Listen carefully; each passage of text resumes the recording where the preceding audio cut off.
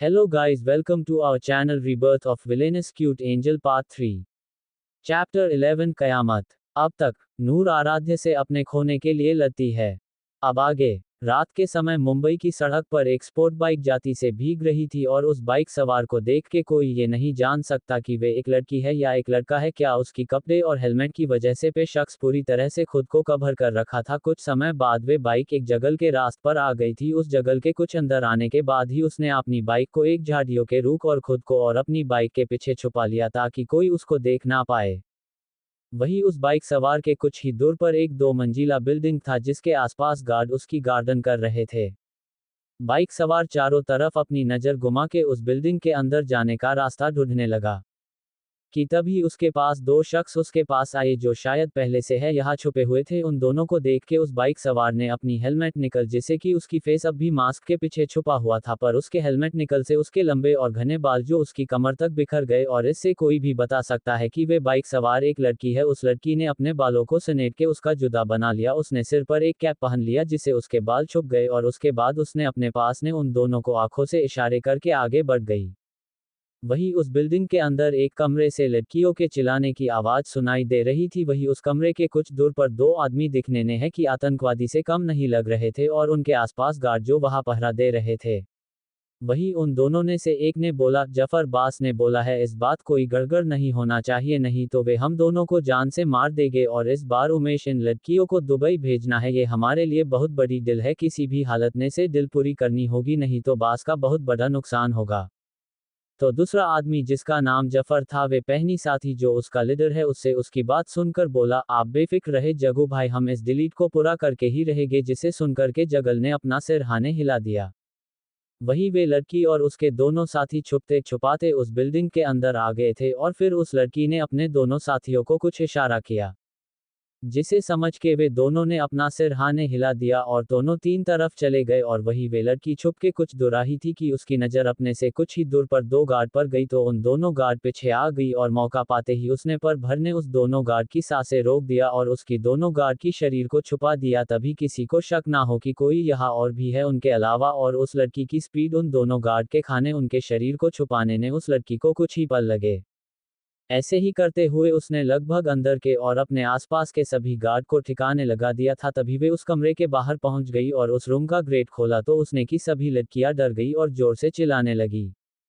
तो वही उन सब लड़की को पैनिक करते देख के वे लड़की उन सबको शांत करते हुए बोली, शांत हो जाओ सब, मैं यहाँ तुम सबको बचाने आई हूँ। तो वही उसकी बात सुनकर के जो लड़कियां डर से चीख और चिल्ला रही थी थोड़ा शांत हुए और उस लड़की को देखने लगी। तो उस लड़की ने अपने काने ने लगे ईयरपीस ने बोला, मुझसे लड़कियां मिल गई है, तुम दोनों अपने काम पर लग जाओ। तो उस लड़की की के ईयरपीस से आवाज सुनाई दी जो कि एक लड़के की थी जो कह रहा था, लड़का ओ कयामत, हम अपने काम ने लगते हैं, आप उन लड़कियों को निकालो। जिस पर वे लड़की जिसे अभी उस लड़के ने कयामत बोला था उस लड़की यानी कयामत बोली, ठीक है हम इन लड़कियों को निकलते हैं, आप दोनों बाहर सब संभालिए। फिर कयामत ने उस कमरे के गेट को अंदर से बंद कर लिया और उस कमरे की खिड़की के पास आ गई और उसने अपने पास से और खिड़की से बाहर देखने लगी जो देखा कि खिड़की ज़्यादा ओपन नहीं थी। इस खिड़की से आसानी से बाहर निकल सकते हैं, बस किसी चीज़ का सपोर्ट चाहिए। तो उसने अपने पास से निकाला और उस रसिक को पास ने ही बांध दिया और फिर उन लड़कियों की तरफ मुड़ के बोली, अब तुम सबको इस रसिक ने सहारे यहाँ से नीचे जाना होगा तो जल्दी करो, क्या कोई कभी भी आ सकता है, यहाँ से निकलते हैं, तुम सबको मेरे साथ ही इस जगह से बाहर ले जाएंगे। वही वे लड़कियों को डर तो लग रहा था पर वे सबको किसी हालत में यहाँ से निकलना था तो वे सब कयामत की बात मान के एक करके उस रसिक के सहारे नीचे उसमें लगी। तो वही नीचे 2 शख्स पहले से मौजूद थे, उन लड़की को सेल्फी उस जगह से बाहर लेके निकल गई। वही सभी लड़की को निकालने के बाद ही कयामत भी उस कमरे से निकल गई। उसने दोनों साथी को भी वहां से निकलने के लिए कह दिया और अपने साथियों के निकलते ही उसने अपने पास एक रिमोट का बटन दबाया। इसी के साथ ही एक जोर का धमाका हुआ और उस बिल्डिंग के चिथड़े उठ चुके थे। वही कयामत अपने साथियों के साथ निकल गई तो वही उसकी बाइक के साथ 4 बाइक उसके थे। ये बाइक कयामत के साथ की बाइक थी और वे पांचों बाइक किसी हवा की तरफ कहीं गई हो गई। चैप्टर 12 व्हाइट विला और आराध्य के ख्याल ने नूर। अब तक कयामत जैसे हवा की तरफ आती है और वैसे ही अपने साथियों के साथ हवा की तरह गायब हो गई। अब आगे कयामत और उसके साथियों की बाइक एक व्हाइट विला के मेन गेट से अंदर आती है, व्हाइट विला के गेट के बाहर रुकती है और वे पाचन बाइक से उतर के उस विला के अंदर जाते हैं। दिखने में ये विला काफी खूबसूरत था, इस विला के आसपास काफी शांति था कि इसके आसपास कोई दूसरा विला नहीं था, कि ये इस 5 साथियों का सीक्रेट जगह था। वही वे पाचन हाल ने आते हैं, अपनी अपनी हेलमेट और अपने फेस पर जो मास्क पहना था उसको निकालते हैं और उनके निकालते हैं उनका फेस देखा है, जिससे ये पता चलता है कि उसने से 2 लड़के ही और 3 लड़कियां है, और वही कयामत के मास्क निकल है उसका खूबसूरत सा फेस अब हम देख सकते, और जिसे देख के हमें ये पता चलता है कि कयामत कोई नहीं हमारी क्यूट सी नूर है, उसके साथ में जो एक लड़का और लड़की कोई और नहीं मानव और पाखी है, वही एक लड़का और लड़की है, उसका नाम था वीर सहानी और राखी सहानी। ये दोनों भाई बहन है, दोनों जुड़वा है और ये दोनों अनाथ है, पर नूर और उसके दोस्तों से मिलने के बाद से ये पांचों का एक ग्रुप बन गया और इस ग्रुप का नाम है F5। ये ग्रुप को इस नावेल की नूर ने किया था और ये पांचों मिलके उन लड़कियों जिसके साथ गलत करने से रोकना और आपने देश के साथ गद्दारी करने वालों का नामो निशान मिटाना, ये पांचों एक कमांड की ही बिना की के नजर ने आए आपने देश की रक्षा करते हैं और जिनकी चिप नूर है, और जब इस नूर का उस नावेल ने रिर्बत हुआ तो उसने भी नूर की तरफ है इस काम को नहीं छोड़ा, और आज तो उसके पास उसकी शक्तियां भी है जिसे इस काम को करने ने आसानी होगा, और इससे वे अपनी शक्ति का सही इस्तेमाल करगी उन बेकसूर लड़कियों की जिंदगी बचा पाएगी। और रही बात नूर के कयामत आइडेंटिटी की, तो वे उन लोगों के जिंदगी ने कयामत लेके जाती है जो कि गुनाह करते हैं, और इसीलिए उस सबके लिए कयामत की आखिरी रात बन के जाती है जो कि उनकी जिंदगी एक लड़के ने छीन लेती है। वही नूर हाल ने आते ही सोफे पर पसर गई और अपना मुंह बनाते हुए बोली, हया मुझ जैसी मासूम को कितना का करना पड़ता है, मेरे जैसी मासूम के कंधे पर इतनी बड़ी जिम्मेदारी सौंप दिया है आपने, भगवान जी आपको मेरे पर तरसत आया हो ये बोले हुए अजीब गरीब मुंह बनाने लगी। तो वही उसकी बात सुनकर और उसको मुंह बनाते देख के सभी ने अपना सिर नाने हिला दिया, जैसे कर रहे हो इसका कुछ नहीं हो सकता। वही विला, ये विला काफी खूबसूरत और लग्जूरियस विला था और इसकी डिजाइन काफी यूनिक और अलग था। तो वही हाल ने एक सिंगल सोफे पर आराध्य किसी राजा की तरफ बैठा, वही उसके सामने उसके दोस्त आर्यन, एकाश और अंश बैठ थे कि तभी अंश आराध्य के तरफ देख के बोला, यार आज इस नूर मलिक को हुआ क्या था, वैसे आराध्य तुमको नूर के एसिडेट के बारे में पता था, नूर का एसिडेट हुआ है कि भाई तेरे इतनी बड़ी दीवानी जो थी। तो वही उसकी बात पर आराध्य उसको गुरने लगा, पर उसने बोलने की जहमत नहीं किया, जैसे उसको अंश के सवाल का जवाब देने का कोई मूड नहीं था। वही अंश ने जब आराध्य को कुछ ना बोलते देखा तो चिढ़ गया और चिढ़ते हुए बोला, मैं जब कुछ पूछ रहा हूं तो तेरे मुंह से एक शब्द नहीं फूट रहा है, और सुबह नूर से तो बड़े मजे से बहस करने ने लगा था, और बोलते हुए अंश ने मुंह बना लिया। तो वही सुबह का जिक्र होते ही आराध्य के आंखों के सामने आज नूर से मिलने और उसे बहस करते तक की किसी रील की तरह चलने लगा, और आज जो नूर को देख के अलग सा कनेक्शन फील किया था वे सब फिर से अब के जहन्ने चलने लगा। वही अंश की बात पर एकाश आराध्य की तरफ देख के बोला, हाँ यार आज क्या हो गया था तुझे कि जिस लड़की के नाम सुन के ही तू गुस्से से पागल हो जाता था, आज उसी लड़की से तुमने बिना गुस्सा किया उससे शांति से बहस कर रहा था, और जब वे तुमको मारने आई थी तभी तूने उसको खुद से दूर नहीं किया बल्कि सिर को पकड़ के आराम से उसको रोक रहा था। आज सच ने हम सब तो हैरान हो गए थे तुम्हें ऐसे देख के, ये बोल के गौर से आराध्य को देखने लगा, पर आराध्य ने उसकी बात का भी जवाब नहीं दिया।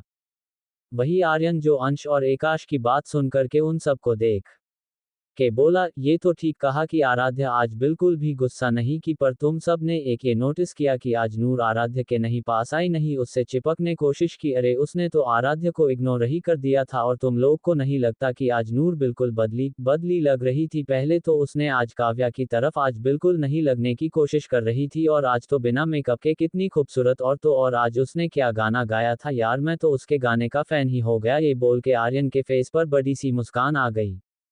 वही उसकी बात सुनकर एकाश और अंश ने भी एक साथ बोले, हाँ ये तूने तो सही बोला है, आज नूर का गाना सच ने लाजवाब था, और सच ने हमें भी लगता है कि नूर काव्या से अच्छा गाती है। तो वही एकाश ने आराध्य की तरफ देख के बोला, तुम्हें क्या लगता है आराध्य क्या नूर काव्या से अच्छा गाती है, ये बोल के आराध्य को ध्यान से देखने लगा।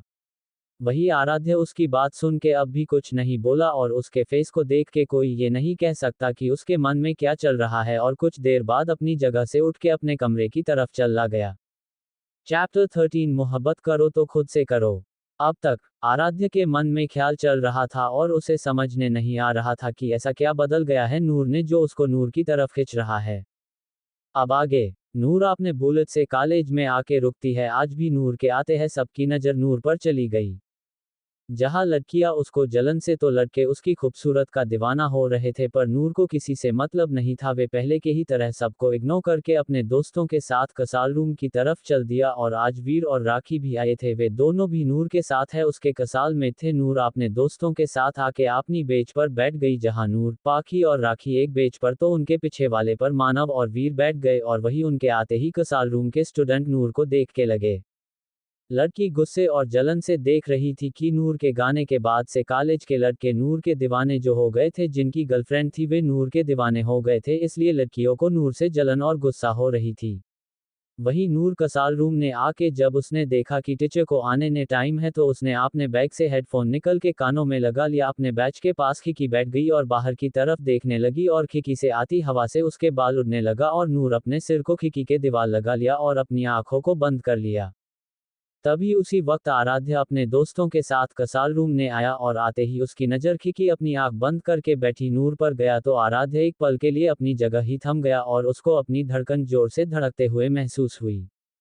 वही उसके ऐसे रुकने से उसके दोस्त जो उसके पीछे आ रहे थे वे रुक के आराध्य को देखने लगे, और आराध्य को एक तरफ देखता पाया तो उसकी नज़र का पीछा करके देखा तो हैरान हो गए कि आराध्य नूर को एकटक देख रहा है। तो आर्यन आराध्य के कान के पास जाके धीरे से बोला, क्या कर रहा है भाई, ऐसे की देख रहा है उसको जैसे पहले नहीं देखो हो, शायद तू भूल रहा है कि ये वही लड़की है जिसे तूने रिजेक्ट किया था, तो अब ऐसे देख की रहा है जैसे ये तेरी प्यार हो। तो वही उसकी बात सुनकर आराध्य अपने होश ने आया, आर्यन को घूरते हुए अपनी बैच पर बैठ गया, पर उसकी नज़र बार बार नूर पर ही जा रही थी। वही नूर अपना गाना सुनने मस्त थी। कुछ देर बाद टीचर आए और अपनी लेक्चर खत्म करके चले गए कि तभी एक स्टूडेंट भाग के आया और आराध्य की तरफ देख के बोला, आराध्य सर, एक लड़का कॉलेज के टेरेस पर चढ़ के अपनी जान देने की बात कर रहा है। उसकी बात सुनकर आराध्य तुरंत कसाल रूम से बाहर चला गया, उसके पीछे उसके दोस्त भी चले गए। वही नूर उस स्टूडेंट की बात सुनकर के बाहर निकल गई, और बाहर आके देखा तो एक लड़का कॉलेज के टेरेस के खड़ा होके अपनी जान देने को बोल रहा था कि उसने जिसे प्यार करता है उसने उसको रिजेक्ट कर दिया था। वही टीचर और स्टूडेंट उसको समझा रहे थे, पर वे किसी की बात सुनने को तैयार नहीं था। ये देख के नूर टेरेस की तरफ चल दी, और वही उसको जाता देख के मानव, पाखी, वीर और राखी उसके पीछे चल दिया। वही नूर टेरेस पर पहुंची तो देखा वहां पहले से ही आराध्य और उसके दोस्त कुछ स्टूडेंट खड़े थे। आराध्य उसको टेरेस के किनारे से उतरने के लिए कह रहा था, पर उस लड़के ने एक ही रट लगाए रखा था कि उसको अपनी जान देनी है। नूर ने अपने कदम उसकी तरफ बढ़ा दिए। वे दूसरे किनारे पर चढ़ गई और उस लड़के की तरफ अपने कदम बढ़ा दिया।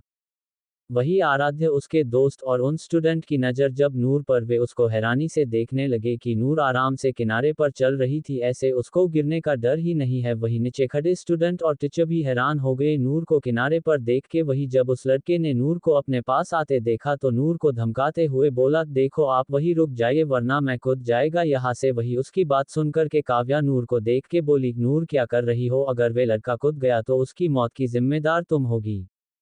वही नूर ने काव्या की बात को बिल्कुल अनसुना कर दिया और लड़के को देख के एक मुस्कान के साथ बोली, हाँ तो ठीक है कूद जाओ, मैं तुमको नहीं रोकूंगी। ये बोलते हुए उस लड़के के बिल्कुल सामने खड़ी हो गई। वही उसकी बात सुनकर के वे लड़के के साथ वहां मौजूद स्टूडेंट हैरान हो गए, पर वही आराध्य शाद से नूर के ध्यान से देख रहा था।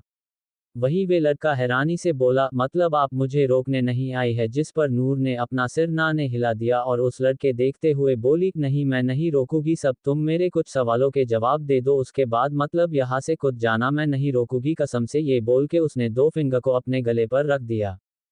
वही मौजूद सब स्टूडेंट और वे लड़का नूर को हैरान और असमंजस ने देखने लगा, तो नूर उस लड़के से बोली, वैसे नाम क्या है तुम्हारा और कौन से कसाल में हो। लस लड़के ने नूर के सवाल और उसको देख के पता नहीं कि पर नूर के सवाल शाती से जवाब देने हुए बोला, आरव शर्मा, मैं फर्स्ट ईयर हूँ। उसकी बात पर नूर ने उससे आगे पूछा, ओह तो तुम फर्स्ट ईयर ने हो, इसका मतलब कि मुझसे छोटे हो तो बताओ छोटा भीम, तुम्हारे परिवार ने कौन कौन है और पापा क्या करते हैं। वही नूर की बात सुन के उसका खुद को छोटा भीम कहने से आरव मुंह बनाते हुए बोला, मेरा नाम आरव है ना कि छोटा भीम। ये बोल के मुंह बनाने लगा। आरव इस समय ये भूल गया था कि वे अपनी जान देने के लिए टेरेस के किनारे पर खड़ा है। वही उसकी बात सुनकर नूर हंसते हुए उसके गालों को चिचते हुए बोली, हाँ हाँ मुझे पता है कि तुम्हारा नाम आरव है, पर वो क्या है ना छोटा भीम, मुझे बहुत पसंद है, अगर मेरा कोई भाई होता तो मैं उसको छोटा भीम बोलती कि वो भी जरूर तुम्हारी तरह क्यूट होता, इसलिए मैं तुमको छोटा भीम ही बोलूंगी। तो कि छोटा भीम आपके परिवार में कौन कौन है और आपके पापा क्या करते हैं और अपनी जान की देने जा रहे थे। नूर का बात सुनकर और उसका सवाल सुन के आरव को जैसे याद आया कि वे क्या करने जा रहा, तो उसने नूर की तरफ देख के बोला, आप क्या करगी जान के हमें इसी भी सवाल का जवाब नहीं देना है, हम अपनी जान दे के रहेंगे। ये बोल के फिर से टेरेस के और किनारे की तरफ आपने कदम बढ़ाने को हुआ ही था। ये देख के नूर बोली, अब ये आपना है कि तुम्हारे जान देने के बाद तुम्हारे मम्मा पापा को संभाले वाला है कि नहीं, कि अगर तुम अपनी माँ पापा के अकेले हुए तो वे भी अपनी जान दे के तुम्हारे पास जल्दी ही आ जाएंगे और कोई और है उनको संभाले के लिए उनकी मौत के बार बार है, बस फर्क इतना है वे जिंदा रहन एक रोज तिल तिल मरेंगे। यह तुम्हें इस सब से क्या, तुम बस अपनी सोचो कि तुम्हें तो अपनी जान देनी है, कि तुम जिसे प्यार करते हो वे तुमसे प्यार नहीं करता तो तुम्हारे जिना की कोई वजह ही नहीं है। सब एक काम करो, अपनी मम्मी को फोन करो और बोली कि मम्मी पापा आपका बेटा आपकी भरने की वजह छीनने जा रहा है। कि किसी भी माँ बाप के लिए उनकी संतान उनकी जीने की वजह होती है, तो ये लो और अपनी माँ को फोन करो। ये बोल के नूर ने अपना फोन आरव के हाथ में थमा दिया। वही आरव के आंखों से आंसू बह रहे थे, वे अपनी भरी आंखों से नूर को देख रहा था। वही आराध्य और वे सब स्टूडेंट नूर की बात सुन रहे थे, उनकी नज़र नूर पर टिकी हुई थी। नूर आरव को अपना फोन देके किनारे उतरने लगी, फिर रुक के आरव की तरफ देख के बोली, अगर तुम खुद से प्यार नहीं कर सकते तो दूसरे क्या करगे, पहले खुद से प्यार करना सीखो तो ये दुनिया तुमसे प्यार अपने आप करने लगेगी। ये बोल के उस किनारे से उतर गई और वहां से जाने लगी। वही आरव अपने हाथ ने नूर के फोन को देख रहा था और उसके आंखों से आंसू बह रहा था। वही नूर को जाते देख के आरव ने नूर को आवाज लगाई, दी रुक जाइए। उसकी आवाज सुन के नूर के कदम रुक गए और वे पीछे पलट गई और आरव को देखने लगी। तो वही आराध्य, उसके दोस्त और वहां मौजूद स्टूडेंट आरव को देखने लगे। वही आरव नूर को देखते हुए उस किनारे से नीचे उतरने लगा, जिसे सभी स्टूडेंट और टीचर जो नीचे से देख रहे थे वे सब हैरान हो गए। वही आराध्य उसके दोस्त भी हैरान हो गए। वही आरव किनारे से उतर के नूर के पास आ गया और आरव नूर के लगे लग गया और रोते हुए बोला, सॉरी दी, मैं भूल गया था कि अगर मुझे कुछ हो गया तो मेरे मम्मी पापा का क्या होगा, कि मेरे सिवा उनका कोई नहीं है। अगर मुझे कुछ हो जाता हो मेरे माँ पापा जीते जी मर जाते। ये बोल के रोने लगा। वही नूर ने भी उसके पेट को प्यार से सहलाते हुए उसको शांत करने लगी, फिर खुद से दूर करके उसके चेहरे को प्यार से अपने हाथ ने भर के बोली, कोई बात नहीं बच्चा, गलती सबसे होती है पर हमें अपनी गलती से सीख लेनी चाहिए। और आपको भी अपनी गलती का एहसास है कि आप जो करने जा रहे थे वे कितनी बड़ा गलत कदम था, तो अब से ऐसी गलती दोबारा मत करना, समझे मेरे छोटे भीम। ये बोल के नूर ने आरव के कान पिच किया और मुस्कुराने लगी। वही आरव के फेस पर भी मुस्कान आ गई और साथ वहां मौजूद सबके फेस पर मुस्कान आ गई। वही आराध्य नूर को देख के उसके फेस पर मुस्कान आ गई, पर उसने जल्दी ही छुपा लिया। चैप्टर 14 राजवीर और ईशानी। अब तक नूर आरव की बात सुनकर के आपने गलती का एहसास होता है कि वे कितनी बड़ी करने जा रहा था।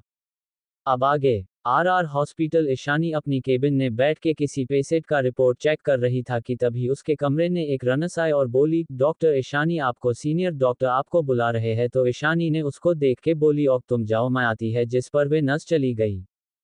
उसके जाने के बाद ईशानी ने व्हाइट कोट लिया और अपने केबिन से निकल के सीनियर के केबिन तरफ चलाई। उसने गेट पर है नक किया तो अंदर से एक सख्त और रौबदार आवाज, सीनियर डॉक्टर ने कम इन बोला। और वही उसकी आवाज सुन के ईशानी ने एक गहरी सांस लिया और केबिन के अंदर आ गई। तो वही केबिन के एक हैंडसम मैन स्टाइल और एरोग्रेट तरह से आपकी रोलिंग चेयर पर आराम से बैठ था और उसकी नज़र पेशेंट के रिपोर्ट देखने ने लगी थी। और वही ईशानी आके उसके सामने खड़े बोली, सर आपने बुलाया था हमें। ये बोल के उस शख्स को देखने लगी और वही उस शख्स ने ईशानी की बात सुनाई तो उसने अपना सिर ऊपर करके अपनी नज़र उठा करके ईशानी की तरफ देख तो उसकी नज़रें ईशानी पर ही ठहर गई कि ईशानी लग ही रही थी इतनी खूबसूरत। आज ईशानी ने रेड फ्रॉक सूट पहना था, कानों ने छोटे छोटे झुमके और माथे पर एक काली छोटी सी बिंदी और आंखों ने कजल, होठों पर रेड लिपस्टिक, जिसने ईशानी काफी खूबसूरत लग रही थी। वही उस शख्स जो कि कोई और नहीं राजवीर से राजावत है। राजवीर के सख्त फेस पर छोटी सी मुस्कान आ गई, पर उसने जल्दी ही छुपा लिया और ईशानी को देखते हुए अपनी गहरी और सख्त आवाज ने बोला, यहाँ मेरे पास आइए। तो वही उसकी आवाज सुन के इश्क जो अपनी नजरें नीची करके खड़ी थी, उसने राजवीर की तरफ देखते ने उसको अपने पास आने का इशारा किया। तो ईशानी का दिल 100 के स्पीड से भाग रहा था। उसको काबू करते हुए ईशानी धीरे धीरे राजवीर के पास आके खड़ी हो गई और वही राजवीर ने ईशानी को अपने पास देखते ही खिंच के अपनी गोद में बिठा लिया और बाहों ने कैद कर लिया।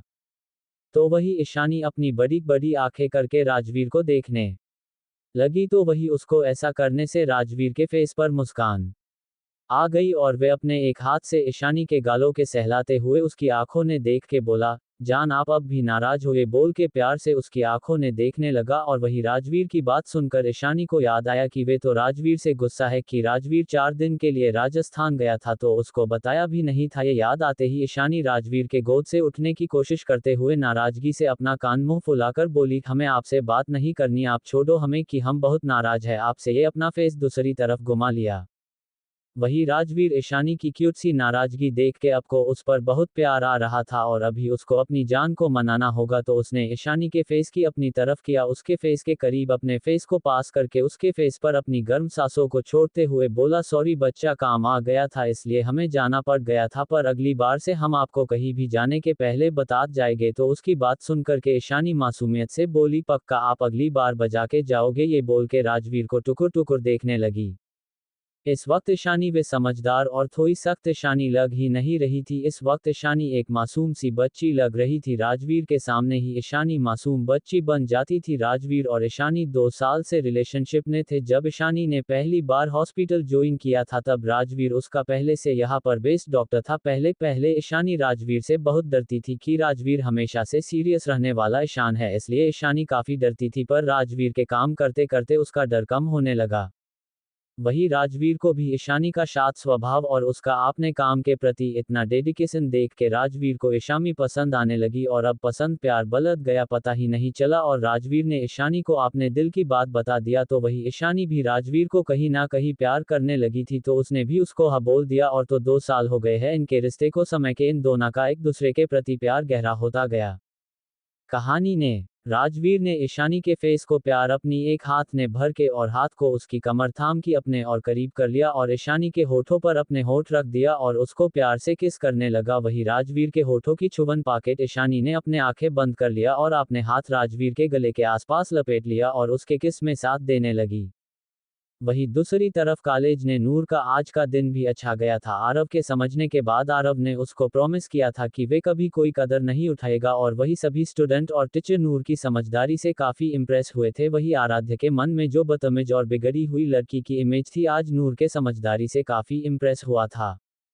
वही नूर कॉलेज खत्म होने के बाद अपने दोस्तों साथ के पार्किंग में आती है, तो वही आराध्य जो पहले से मौजूद उसकी नज़र वहां आती नूर पर जाता है, उसको देखने लगता है और नूर को देख के उसके मन में क्या चल रहा है ये बताना मुश्किल है। तभी नूर की नज़र भी आराध्य की नज़र से जा मिली, पर नूर ने आराध्य पर से हटा लिया। वही नूर का नज़र को खुद से ऐसे फेर आराध्य को अच्छा नहीं लगा, उसकी हाथ की मुठा कस गई और उसको गुस्सा आ रहा था। वही नूर और उसके दोस्त कॉलेज के निकल गए। उनके जाते ही आराध्य भी अपनी गाड़ी ने बैठ के स्पीड से निकल गया। चैप्टर 15 राजावत परिवार। अब तक राजवीर और ईशानी एक दूसरे से प्यार करते हैं। अब आगे मुंबई समय का राजावत पैलेस के मंदिर ने एक खूबसूरत सी महिला महादेव की आरती कर रही थी। उनकी आवाज सुनाई के घर के सभी सदस्य मंदिर ने आ गए और अपने हाथ जोड़ करके खड़े हो गए। आरती खत्म करके जैसे ही पीछे घूमी अपने परिवार को देख के उसके फेस पर मुस्कान आ गई और सबसे पहले अपने सास ससुर जी को आरती दिया और उनके पैर छू लिए।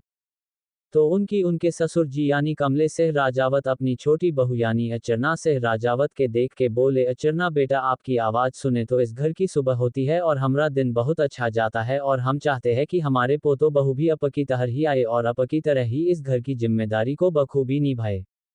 तो वही उनकी बात सुनकर सबके फेस पर मुस्कान आ गई और फिर अचरना जी सबको आरती दिया और आरती लेने के बाद हालने आ गए। वही अचरना जी और उनकी जेठानी यानी कि अनिता सिंह राजावत किचन ने चली गई और सुबह के नाश्ता की तैयारी करने और हालने और सभी बैठे थे, जैसे कि सीमा सिंह राजावत आराध्य की दादी जी और रमन सिंह राजावत आराध्य के बड़े पापा, राहुल सिंह राजावत आराध्य के पापा, सभी बड़े बैठ के बातें कर रहे थे। तभी वहां कुहू और अभी दोनों आते हैं, सबके पैर को छू के आशीर्वाद लेते हैं। वही कुहू अपने पापा के गोद में बैठ के उनके सीने पर सिर रख लेती है।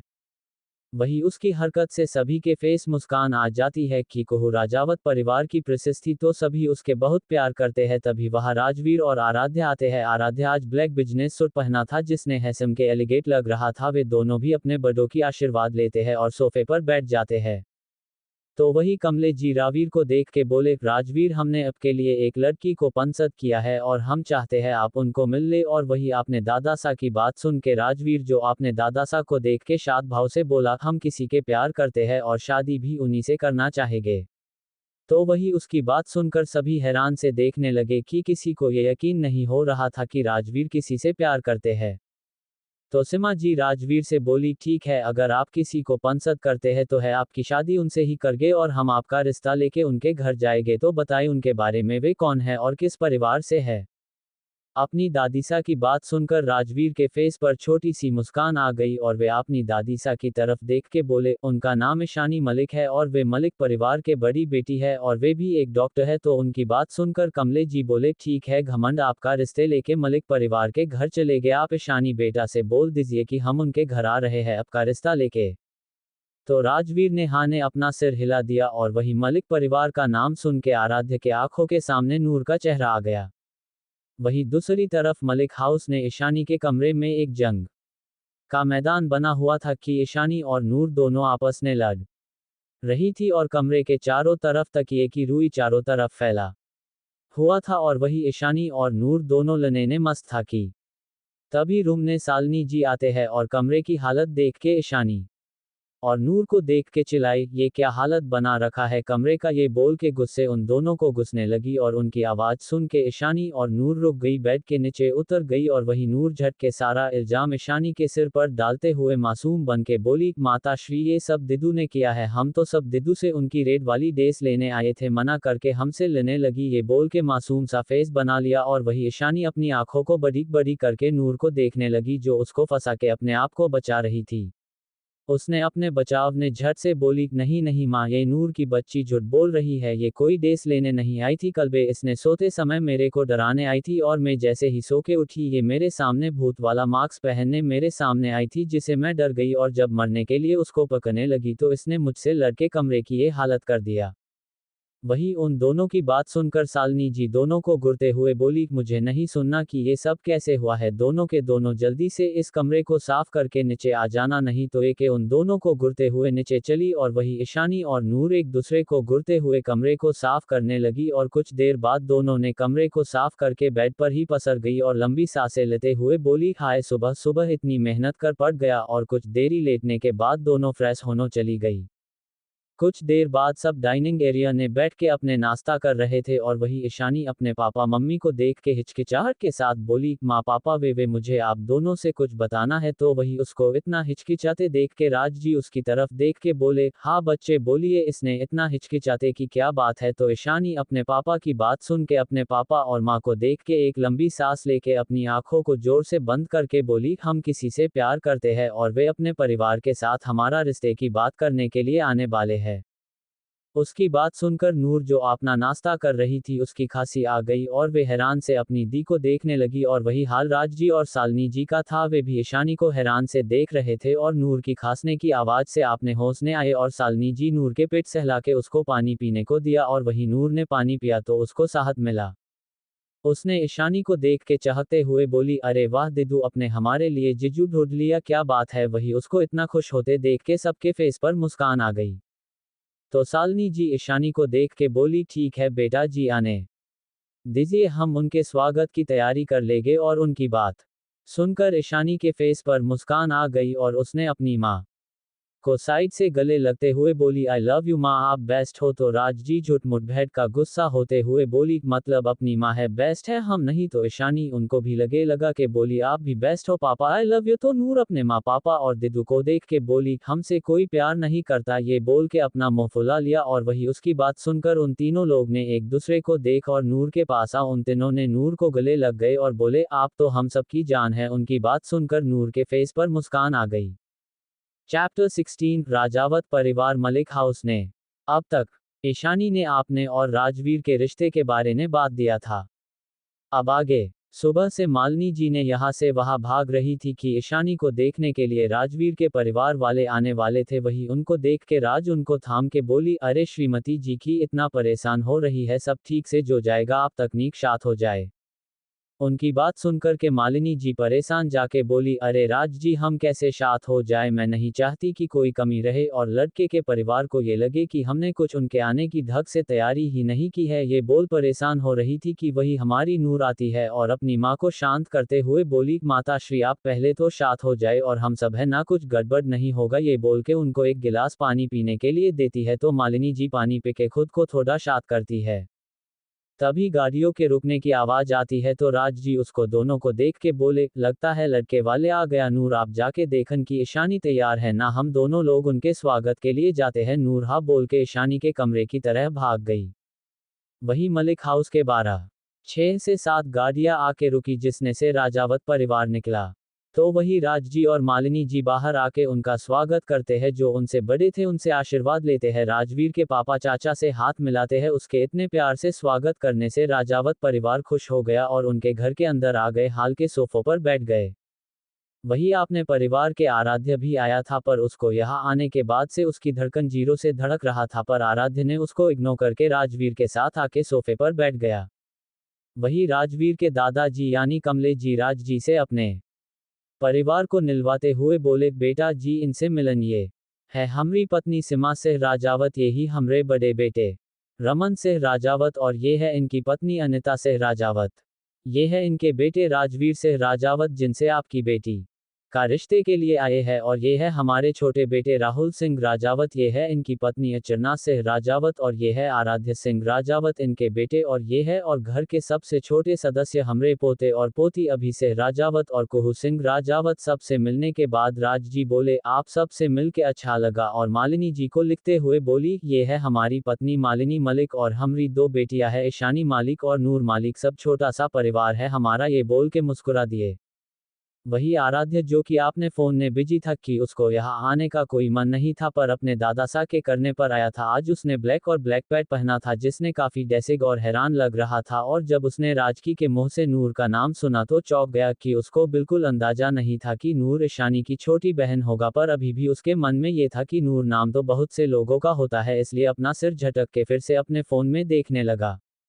वही राजवीर की नज़र तो ईशानी को ही ढूंढ रही थी। आज राजवीर ने ब्लैक थ्री पीस सूट पहना था जिसने काफी हैंडसम लग रहा था। वही उसको पास बैठी कुहू ने जब राजवीर की बेचैनी देखी तो उसको छोने के लिए बोली, सबर का फल मिठाई होता है भाई, थोड़ा सबर कर लो, भाभी आ जाएगी।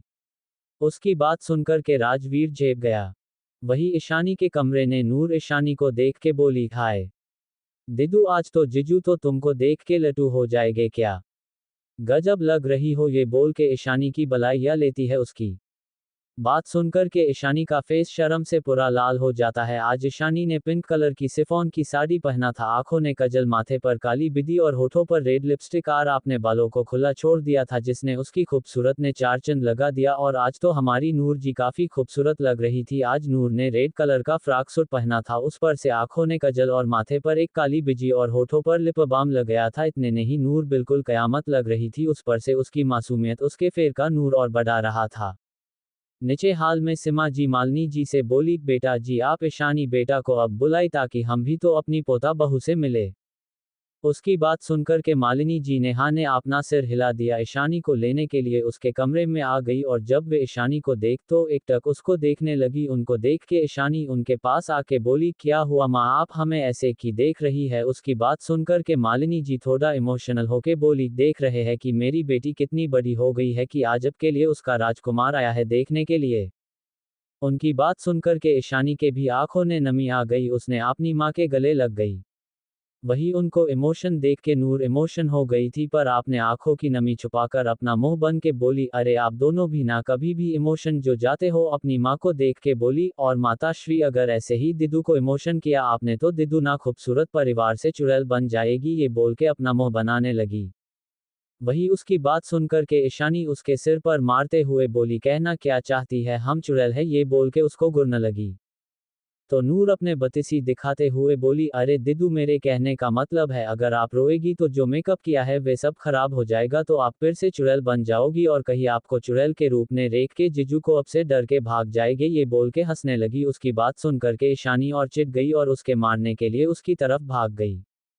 नूर जल्दी से ईशानी के कमरे के भाग और भागते हुए ही सीढ़ियों से नीचे आ रही थी और भागने से उसके पैरों की पायल की आवाज चारों तरफ गूंज रहा था और हाल में बैठे राजावत परिवार के कानों ने जब भी आवाज गई तो सब लोग सीढ़ियों की तरफ देखने लगे और वही आराध्य जो कि किसी के फोन आने से थोड़ा साइड जाके बात कर रहा था कि उसके काने ने जब पायल की आवाज सुनाई दी तो एक पल के लिए उसकी आंखें सुकून से बंद हो गई और उसने अपनी आंखों को खोल के पीछे गुम और सीढ़ियों की तरफ देखने लगा। चैप्टर 17 नूर और आराध्य। अब तक मलिक हाउस ने ईशानी का रिश्ता लेके राजावत परिवार आया था। अब आगे जैसे आराध्य नूर को देख उसके हाथ से उसका छुटके नीचे गिर, वही आराध्य एकटक नूर को देख रहा था जो कि सादगी में भी कहर ढा रही थी। उसको होश तब आए जब राज जी नूर को देख के बोले, नूर बच्चे आराम से क्या कर रही है और ऐसे भाग के क्या रही है। नूर उनको देख के मुंह बनाते हुए बोली कि आपकी के पीछे चुड़ैल लग गई थी, उसी से बच के भाग रहे हैं। ये बोल के अपनी बतिसी दिखा दिया और वही उसकी बात सुन करके राज जी ने अपना सिर नाने हिला दिया जैसे कह रहे हो इसका कोई नहीं हो सकता। राज जी ने नूर से सबसे मिलवाते हुए बोले, ये हमारी छोटी बेटी नूर है। नूर बच्चे ये अब के दिदू के ससुराल वाले हैं। फिर उसको सबसे मिलाया और राजवीर से मिलते हुए बोले, ये है आपके जीजू। जब नूर ने राजवीर को देख तो उसके पास बैठ के उसकी तरफ देख के बोली, हाय जीजू, मैं आपकी प्यारी सी और क्यूट सी साली। वैसे आप बहुत हैरान इसीलिए तो दी ने आपसे प्यार हो गया। वैसे मेरी दिदू भी कम नहीं है, हाँ मेरे जैसी क्यूट नहीं है पर वे काफी खूबसूरत है। आप किस्मत वाले हो जो मेरी दिदू मिल रही है। ये बोल के अपनी आंखों को मटकने लगी।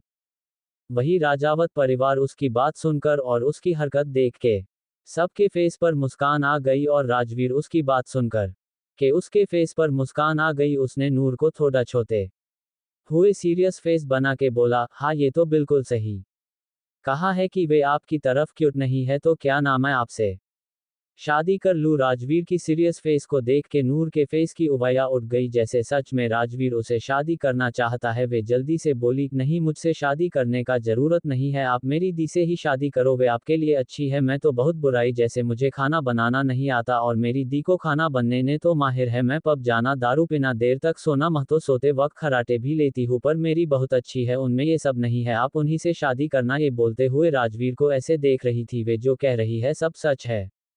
वही राजवीर जो कि उसको छोड़ने के लिए ये सब किया था, उसको इतना सीरियस देख के उसकी हंसी छूट गई। वही राजावत परिवार को भी हंसी आ गई और आराध्य तो नूर का मुंह तकता रह गया। उसको भी नूर का जवाब सुन के हंसी आ रही थी कि नूर इस काफी क्यूट लग रही थी। राज जी ने तो अपना सिर पीट लिया और उसको देख के बोले, अरे नूर बच्चे, राजवीर बेट सिर्फ मजाक कर रहे हैं आपसे, और उनकी बात पर सीरियस हो गई। और वही उनकी बात सुन करके नूर मासूमियत से सबकी तफर देख के भी राजवीर को देखने लगी जैसे पूछ रही हो, सच ने आप मजाक कर रहे थे। वही राजवीर हंसते हुए उसके सिर पर हाथ फेर के बोला, हाँ बच्चे, मैं मजाक कर रहे था, मैं आपकी दिल से ही शादी करूंगा। और उसकी बात के नूर खुश हो गई। वही अभी भी उसने आराध्य को नहीं देखा था। क्या आराध्य साइड में अभी वही खड़ा था। उसने अपने कदम सबके तरफ बढ़ा दिया। तभी नूर की नजर आराध्य पर गई जिसे देख के नूर जोर से बोली, मिस्टर खुद से राजावत, आप यहाँ क्या कर रहे हो। वही उसकी तेज आवाज सुन के सब चौंक गए और वही आराध्य नूर की बात सुन के उसको अपनी आंखों को छोटा करके उसको घूरते हुए बोला, मिस छोटा पैकेट, मैं यहाँ क्या कर रहे हूँ का क्या मतलब। जब मेरी फैमिली यहाँ है तो मैं यहाँ क्यों नहीं हो सकता। उसकी बात सुनकर नूर बिना ध्यान दिए फिर से बोली, क्या मतलब आपकी फैमिली यहाँ है। तो आप ये बोलते बोलते उसको ध्यान आया कि अभी आराध्य ने क्या कहा, मेरी फैमिली। ये याद आया तो वे चौंक के कभी आराध्य को देखती तो कभी राजावत परिवार को। उसने अपने पापा की तरफ देख तो उसके पापा ने हाँ ने अपना सिर हिला दिया जिसे नूर और हैरान हो गई भी खुद को संभाल के झूठ हंसी के साथ बोली, हाँ ग्रिन ग्रिन, वे मुझे पता नहीं था इसलिए सॉरी। ये बोल के अपने पापा के पीछे खड़ी हो गई। उसको अब अकवर्ड लग रहा था कि कैसे उसने आराध्य पर चिल्लाया था। उसकी हरकत देख के आराध्य के फेस पर ना दिखने वाली मुस्कान आ गई और राजावत परिवार को नूर बड़ी प्यारी लग रही थी। वही उसकी दोनों को ऐसे देख के आराध्य की माँ बोली, बेटा जी क्या आप दोनों एक दूसरे को जानते हैं। उनकी बात सुनकर के आराध्य और नूर एक दूसरे से देख तो आराध्य ने शाती से जवाब दिया, जी माँ, हम एक ही कॉलेज में पढ़ते हैं और क्लासमेट है। ये सुन के सभी लोग उनको देखने लगे और वही आंचल जी खुश होके बोली, ये तो बहुत अच्छी बात है, तब तो आप दोनों की बड़ी जमेगी एक दूसरे के साथ। उसकी बात सुनकर के नूर का मुंह बन गया और आराध्य ने कुछ नहीं कहा, शांति से अपने भाई के बगल में बैठ गया। तभी मालिनी जी ईशानी को लेकर आती है। उसको देख के सबके फेस पर मुस्कान आ गई और वही राजवीर बाबू तो अपना मुंह खोले ईशानी को एकटक देख रहे थे। तो आराध्य ने घिरे से कहा, भाई मुंह बंद कर लो नहीं तो मच्छर चला जाएगा। उसकी बात सुन करके राजवीर जेब गया, इधर उधर देखने लगा।